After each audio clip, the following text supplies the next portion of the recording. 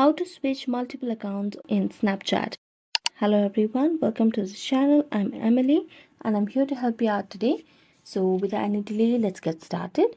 Now first of all, make sure that you have an updated and latest version of Snapchat application on your device so that you avoid any sort of glitches while using the application. So as you can see, the update is available for the Snapchat application on my device. So I just have to update the application and I'll get the latest version.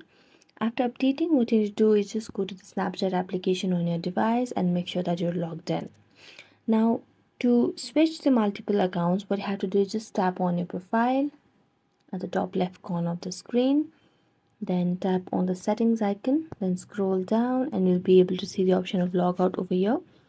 Just tap on logout, log out again. And after logging out, you'll be loaded to this page over here.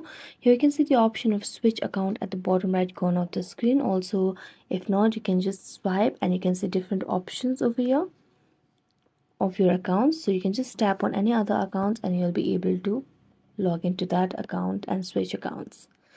So thank you so much for watching this video. If you enjoyed it, don't forget to like, subscribe and hit the bell notification for more updates. That's it for today. See you next time.